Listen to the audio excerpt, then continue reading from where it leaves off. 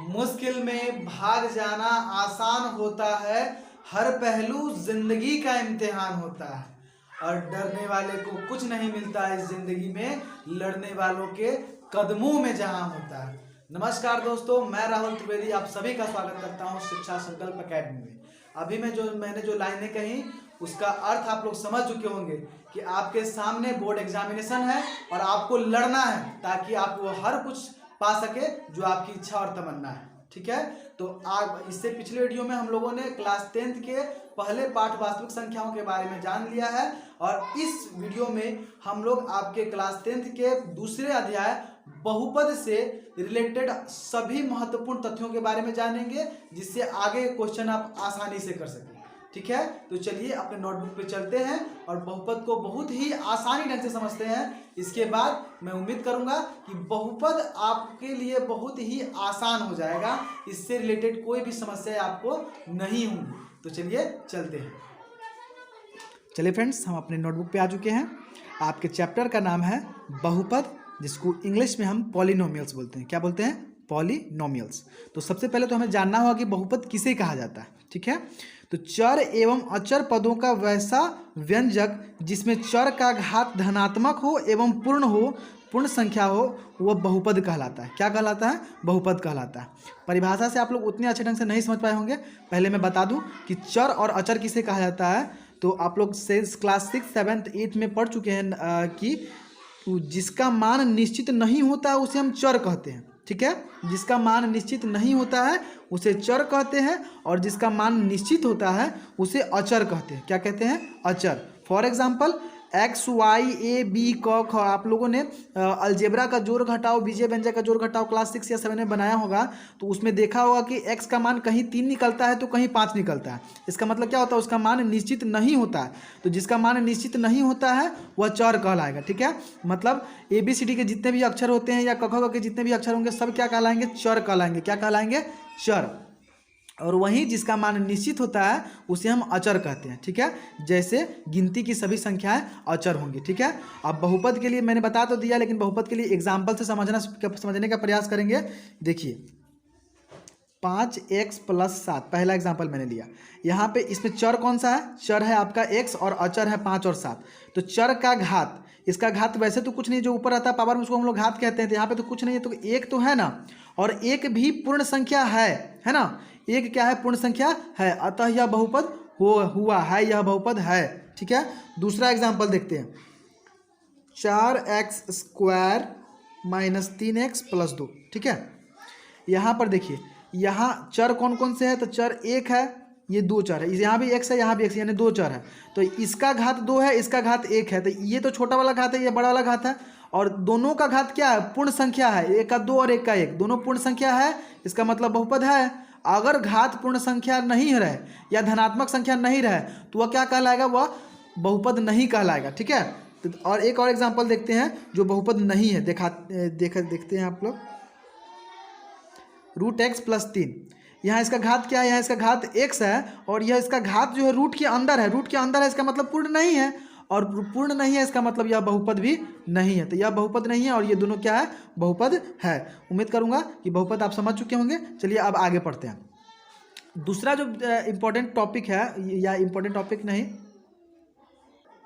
दूसरा जो महत्वपूर्ण तथ्य है वह यह है कि बहुपद का घात किसे कहते हैं। ठीक है, बहुपद का घात किसे कहेंगे? तो किसी भी बहुपद के चर मान का उच्चतम मान बहुपद का घात कहलाता है। ठीक है, किसी भी बहुपद के चर मान का उच्चतम मान सॉरी, मैं यहाँ मान नहीं होगा, उच्चतम घात होगा।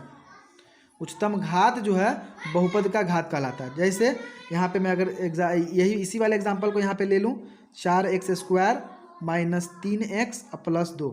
ठीक है, तो यहाँ पे घात चर कितने हैं? तो चर 2 है, 1 और 2। इसका घात 1 है, इसका घात 2 है।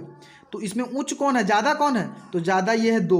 ठीक है, तो इस पूरे बहुपद का घात जो हो जाएगा, घात हो जाएगा 2। घात कितना हो जाएगा? 2। जो ज़्यादा रहेगा वह बहुपद का घात होगा। मान लीजिए अगर इसी में हम लोग यहाँ पे और कुछ जोड़ दें, 3x³ जोड़ दें, तो यहाँ पे देखिए 3x हो गया, यानी 3 चर हो गया, एक का घात हो गया 1, एक का घात हो गया 2 और एक का घात हो गया 3। तो जब सबसे ज़्यादा है वही पूरे बहुपद का घात कहलाएगा, और इस पूरे बहुपद का घात क्या हो जाएगा? इस पूरे बहुपद का घात हो जाएगा 3। ठीक है, समझ गए?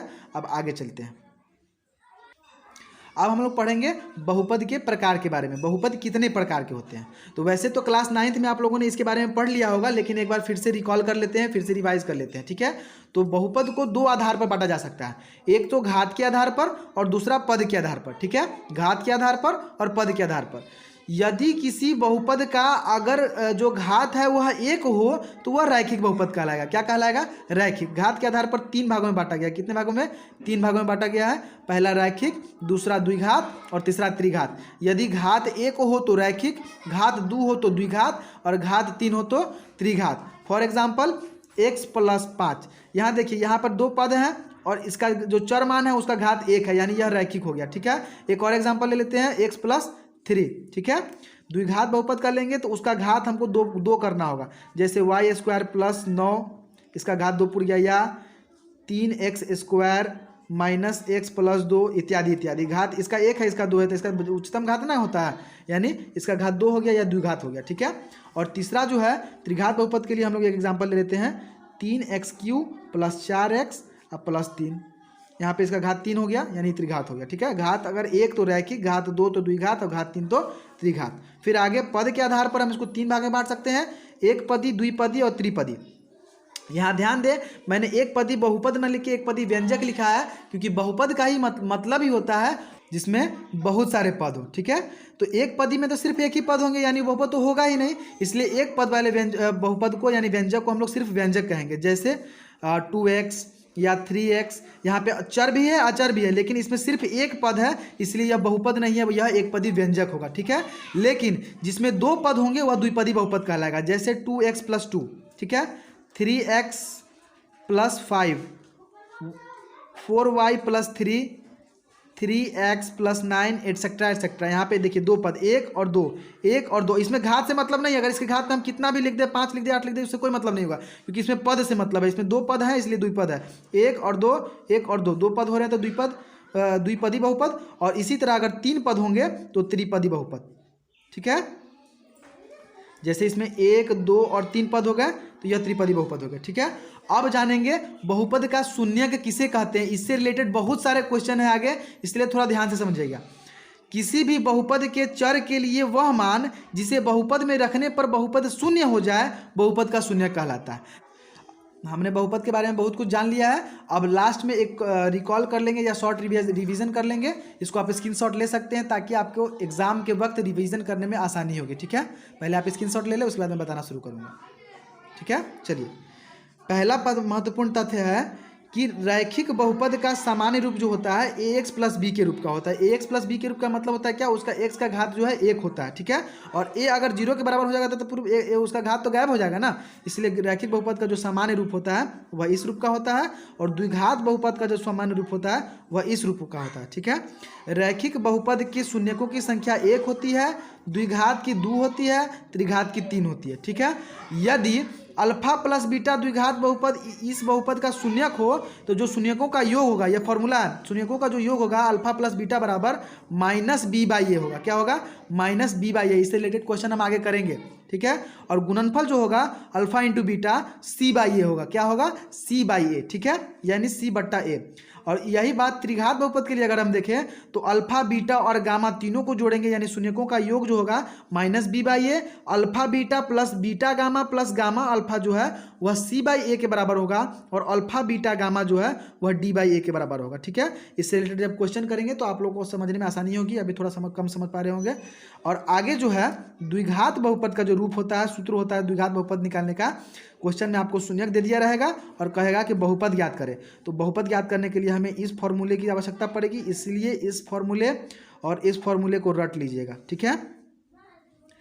चूँकि ये इंट्रोडक्शन वीडियो था, इसमें उम्मीद कर रहा हूँ कि बहुपद से रिलेटेड आपने सभी जो महत्वपूर्ण तथ्य हैं जो आगे क्वेश्चन बनाने में काम आएंगे समझ लिया है, और इसके स्क्रीनशॉट भी मार लिया होगा ताकि आप लोगों को आसानी हो। आगे के जो वीडियो आएंगी मैं उसमें क्वेश्चन को सॉल्व करके बताऊँगा, ताकि आप अपने बोर्ड एग्जामिनेशन में मैथमेटिक्स में अच्छे से अच्छा स्कोर कर पाएँ और अपने सर्टिफिकेट में 4 चांद लगा सके, ताकि तरक्की भी कर सके। अगर हमारा वीडियो पसंद आया हो तो लाइक करें, और चैनल पे पहली बार हैं तो सब्सक्राइब करें। Thank you.